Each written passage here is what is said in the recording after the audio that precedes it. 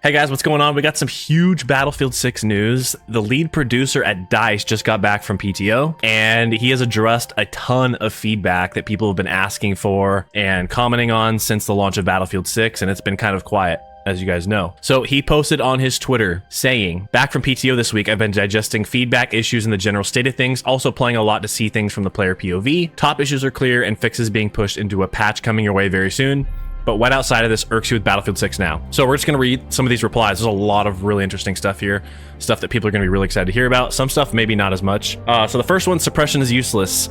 You sure it does stop auto regen? It's quite potent, but requires team play to be utilized. So it doesn't seem like suppression's probably going to be changing anytime soon based on that reply. Not being able to queue up with more than 4. I'd really like to play with more friends, but it always ends up with people having to join, queue, back out, and repeat.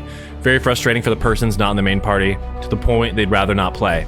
Yeah, this is for sure a thing of priority to us as well. So that, for me, personally, is probably the most exciting news. This is something I've been wanting since the beta. It seems like I always have 5 or 6 or 7 people, and a couple people are always left out and they can't play with us. So that's gonna be super fun, super exciting. Persistent servers, tired of playing the same few maps in rotation and requeuing with new players every match. Anti-air needs to be nerfed massively, especially laser designation. TTK needs to be a bit slower. I actually disagree with the TTK part, personally. The time to death is weird, but give people a chance to fight back and again fight before they die in 2 frames. So I think that's the time to death thing right there. We have persistent servers in a server browser. The problem is finding them and keeping them up, looking into making that easier. Okay, I'm kind of confused about that answer. I don't know if he's talking about Portal persistent servers or just persistent servers in general, because to my knowledge, they aren't persistent in multiplayer, but we'll see. Map design, here's a big one. Map design at first place for sure. The core is there and it's amazing. Some bug fixes and less obnoxious skins, but that's good overall. But the biggest problem is map design and availability of larger maps for sure, and better overall Portal experience. Maps, here's his reply. Maps and weapons is of course the biggest area we'll just keep adding to over time, so this will move in that direction for sure. We are looking at fixing issues on the existing maps and changing things up when necessary to make it better too, of course. So addressing the maps, there sounds like they are going to be changing up some of the maps that are currently out, doing some adjustments, which is the same thing I think they did with 2042. Honestly, I didn't really play 2042, but supposedly they reworked a bunch of the maps. Non-BR Gauntlet weeklies, this is regarding the challenges, and he basically just says they have a system in place where you re-roll a Battle Royale challenge, and it is biased towards your base product. So if you have Battlefield 6, the re-rolls are supposed to put it to a Battlefield 6 challenge. If you don't have Battlefield 6, it's supposed to re-roll multiplayer challenges over to Battle Royale. This one's talking about Bloom. Maybe Bloom feels a little much on some of the guns. I feel like even when I tap fire, I will get a lot more variance than I expect, and it doesn't go where I would like it to. Do I have to swap to single fire if I want to tap fire, or can I not just click in automatic? Thanks, David. We're actively looking at these things, of course, as we touched this last post, open betas to launch.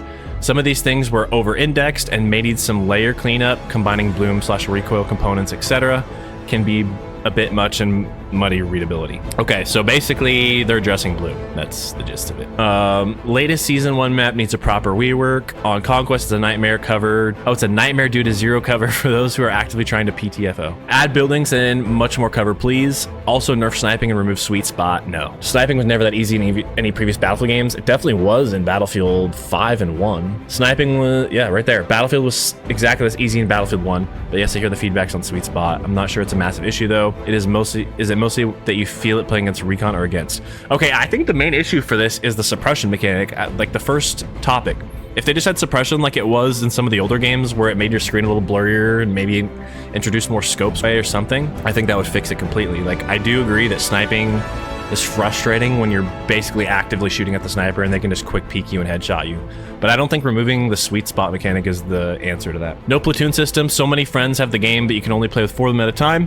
Yep, we like platoons and more social play. Expect updates in these areas. So even more confirmation that we're getting platoons, which I love. Okay, here's something for the drone exploit. It would be great if you get rid of the exploits on Gibraltar, Cairo, Manhattan Bridge, etc., where people can get on the rooftops. Also, friends and I found an issue on PS5 with searching with a party. When someone appears offline, it gives the host the message not able to be in a party, blah, blah, blah. Okay, this is in the next patch to be announced when the rooftops using the drone. So next patch, drone glitches gone. Huge.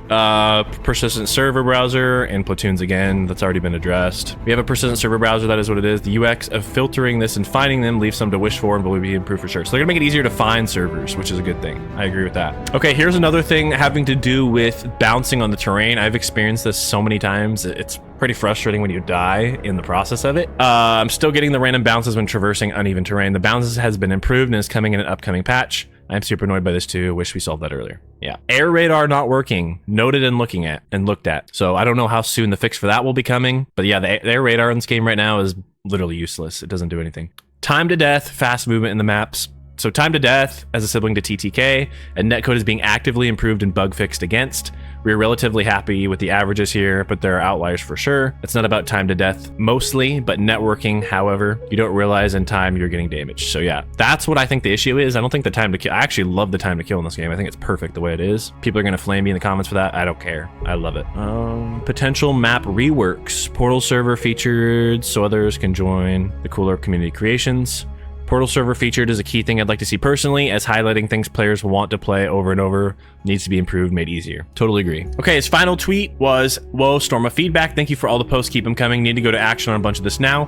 So going a little inactive here for a bit. Still seeing and listening to all that though. And then he retweets that the lock guided missile is disabled for the IFV. So that is a lot of feedback that we finally have clarity on. And hopefully the feedback continues. Hopefully they're a little more communicative on these topics, because it has been kind of quiet lately, but it is nice to finally get some feedback on things. A lot of exciting things in the works. Thank you guys for watching this. Catch you in the next one. Peace out.